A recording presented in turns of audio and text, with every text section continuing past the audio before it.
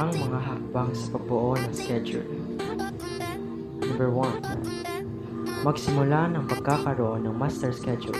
Ito ang talaan ng mga araw sa isang linggo, ang mga magagamit na oras ng linggong iyon, at ang mga gawain na nakatakda sa iyong schedule.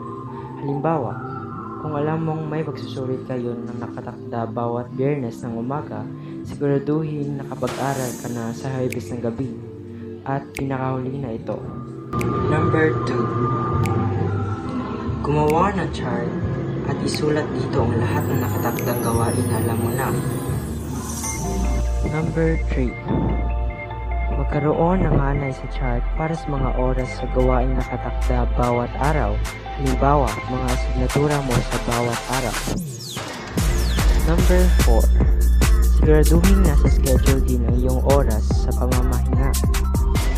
So, kailangan talaga ang pamamahinga at ilagay nyo ito sa inyong schedule.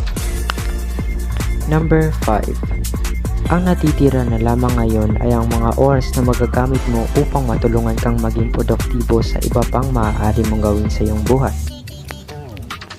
Number 6. Patuloy na kumplituhin ang mga araw sa iba't ibang gawain na itatakda mo sa kani-kanilang mga oras sa iyong schedule.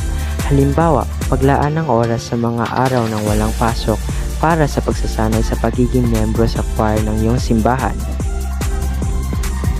And lastly, number 7. Siguraduhin din magtira ng espasyo para sa mga hindi inaasahang darating na gawain. Halimbawa, mga sasalihan mo na gawain sa pagdiriwang ng buwan ng edukasyon, sa pagpapakatao, sa pagsapit ng buwan ng November. At yun ang mga hakbang sa pagbuo ng